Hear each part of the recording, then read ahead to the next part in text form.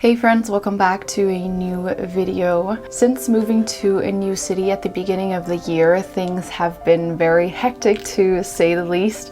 But now that the dust is beginning to settle, I can concentrate on kind of organizing my life, doing all the things I usually do at the beginning of the year, now kind of in the middle of January, to just feel more grounded, more put together, more organized. I think that's something that is really important, at least to me, to have all my ducks in a row, to be able to know what I'm working towards, what I'm working on right now, just to have a clearer vision for the road ahead. So as I said, usually I would do this at the beginning of the year, and what I used to do in the past is just to buy a calendar with all the days of the year in it and just to jot down the to-dos of the day to the according day.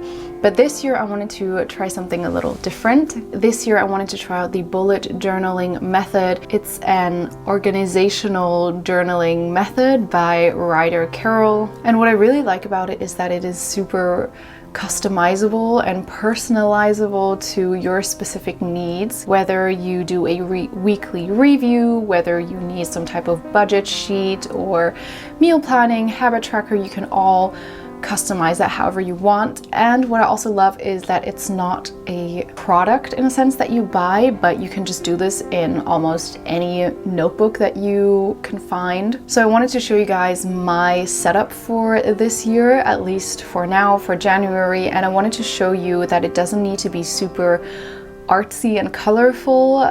When you look up bullet journaling online or on Pinterest, a lot of the times the examples will be super beautifully artsy, and that can be really intimidating if you're not the artsy type of person. Or for me, I just didn't want to spend that much time and energy to make something look pretty that I would toss out at the end of the year, since it's just organization for this year. I find it really important to have all the things written down, what I have to do, my appointments, because if I don't write it down, I will not remember it. Our brains are really good at coming up with ideas, but not really good at holding on to them.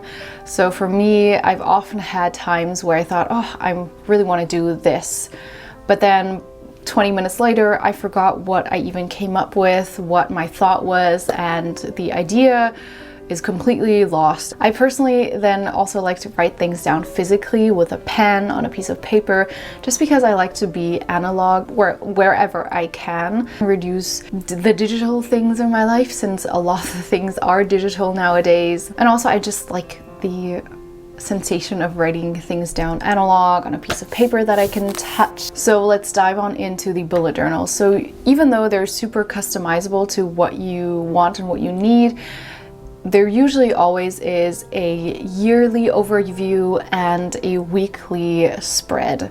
Now everything else in between, you can kind of do whatever you need. You'll notice that everything in my bullet journal is black and white. As I said, I wanted to keep it very minimal, very simple, and not waste too much time on trying to make it look pretty. I do kind of somewhat want to make it look pretty, but with minimal effort, if that makes sense. The prettiness is only to have it look more organized and I can see things at first glance. So this is my bullet journal. I like this pattern. What is important or ideal is that the paper is dotted. You can also go with, how do you call it in English? You can also go with the boxed paper. I don't know what it's called in English, but what is not ideal is a lined notebook, or blank would also be fine. So for the yearly overview, basically you just write down any and all appointments that you know you will have further down the line, since the bullet journal usually is only set up until the current month. So you kind of set up your system month by month. I mean, you could set up the whole year if you wanted to. Nextly, after the yearly overview, I've added my yearly goals. Again, I did them so much later this year, but this year I wanted to approach my yearly goals a little bit differently.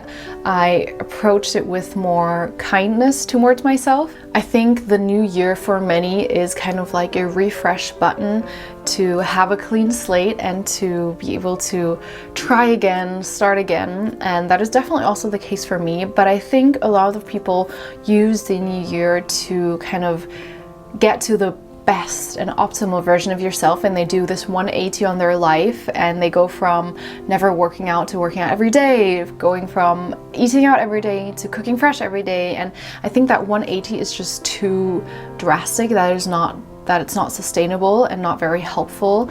So this year I wanted to concentrate on things that I can specifically control. For example, if my goal was to make X amount of money, that is not something I can directly control.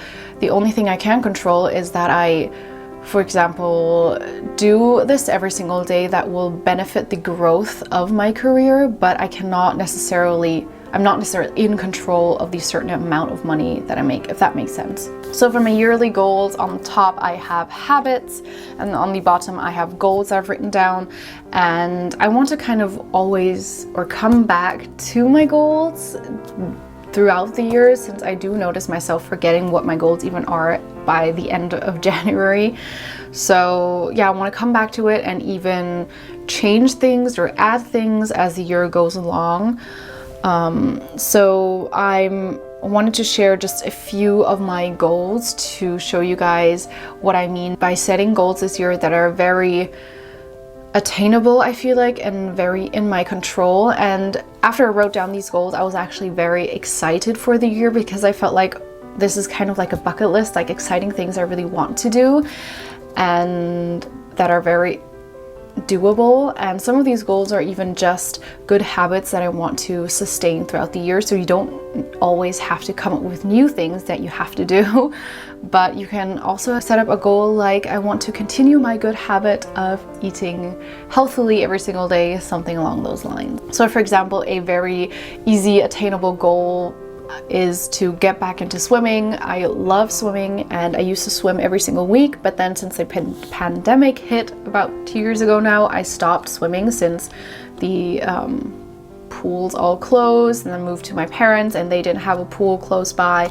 And now I'm back in a bigger city. I have access to a swimming pool more easily, and even though it is more complicated with having to get tested and things like that, I want to at least go swimming once this year. So if I went swimming once this year, then I'm checking this off. I don't want to be too hard on myself and make my goal go swimming every week again, because I mean, who knows, the pandemic could hit again. Maybe I'm super out of shape when it comes to swimming. So I wanted to make kinder goals, and I'm sure that if I went swimming once, that I'd love it so much that I would just go back again and again if the pandemic permits. And for example, another goal here is to volunteer this year. Again, I wanted to start this habit or this goal very simply by just, you know, if I manage to volunteer this year once, then I'm happy, this goal is reached. But of course, I want to maybe volunteer more or switch it up. I just don't want it to make it too strict so that I feel like, oh, I have to stick to volunteering once a month or else I have failed or something like that. Then a habit, for example, that I would sustain is to become more flexible through daily yoga, which I pretty much already do. So that is just sustaining a good habit. But then I also make sure to set kind of more not intangible goals, but more personal, mental, character development type of goals. So for example, I wrote to prioritize living over productivity through intentional activities. So kind of towards this whole slower living thing, which has been harder to implement for me than I thought, since productivity and results oriented tasks drive me a lot, but I want to shift more towards slower living. Or for example, reduce plastic in 3 additional areas in my life. So these are all very simple and attainable goals, which I really like this year, and I'll see how how I find these yearly goals throughout the year. But I wanted to share this, just something I'm doing a little bit different that I've come to really like, at least until now. And then nextly, I have a spread for earnings. I'm self-employed, so I wanted to kind of be more organized with what I'm earning through which channel, just to be a little bit more organized. And I think it'd be really cool at the end of the year just to look back and see the growth of my company. And yeah, that's something I'm really excited for. And then comes the monthly spread. So we have the overview of January, and here on the left side I just write down all of the appointments and dates I want to remember, and on the right side I've kind of integrated my video scheduling plan. So I just write down what type of video I want to upload on what day, just to be more organized and stay on top of things. And on the right side, I debated a long time what I wanted to add, if I wanted to do a habit tracker or something else, but I decided to do a meal planner. I used to plan out all my meals 2 years ago, but last year I kind of stopped, and I found that planning out your meals just saves a lot more time when it comes to, in the sense that you just have to sit down once and think about what you want to eat once, and then you're done with it. You can shop once for the whole week, you save more money, you save more time grocery shopping, and things are just easier. So I want to go back to meal planning, and also again financially, to stay on top of things more. I want to somewhat track what we're spending for meals, since that is our biggest variable cost, and yeah, to know how much I'm spending. I kind of roughly know how much we're spending, but I want to know if we're really sticking to that, or if we're going above or below. It's always good to know where you stand financially, your spendings, your earnings. I want to be better with that. And then just comes the weekly spread. So basically you just have all the days of the week lined up. And I also like to have this little overview of the month. I notice myself often looking at something like that. And in the specific days, I just write down to-dos that I have. Usually I write down my to-dos the night before, the day before, just so I have a rough idea of what my next day will look like. And yeah, something I've always wanted to try out, but I haven't implemented yet. Maybe I'll try out this year, is to do time blocking. That just means that you say, okay, from 8 to 10, I'm doing chores. Then from 10 to 11, I'm doing yoga. Then from 11 to 12, I'm preparing lunch. So you really have every single hour of your day kind of assigned to a specific task, so you know what so you're never just sitting around being like, oh, I don't know what to do now, or yeah, you're just more organized in that sense. I am a little skeptical as to whether that will suit me. I'm someone that is really, really bad at assessing how long a certain task will take. I always think, oh, this will take me like 10 minutes, and it ends up taking me half an hour. But maybe that is an argument that I need this even more. I'm not sure. If I try this out, I will let you know and let you know my thoughts. But this is how I set up my year this year, and I will just set up the month as I go along through the year. So February, March, April, all the way to December will look pretty much the same as to the meal planner, the weekly spread, the monthly overview, things like that. So far getting this bullet journal and setting this up has got me really excited and really motivated for the year, really motivated to get the ball rolling on some of those goals, and to be more productive, to be more on top of things, and yeah, to be more mindful about what I'm actually doing with my time. It kind of feels like when you finally organize your pantry and now you're really excited to cook. It's kind of that feeling. I finally gotten my life sort of organized, and now I'm excited to actually do the work. So this is my setup for this year. Hopefully you found this interesting, helpful, inspirational. Let me know what you like to do to help you organize your life a little bit. I would love to get to know some other tips and tricks and advice. Maybe there are some things that I will find really helpful. Don't forget to subscribe for more. Now that we've moved to a new city, there's a lot to explore, a lot to do, a lot to show you guys.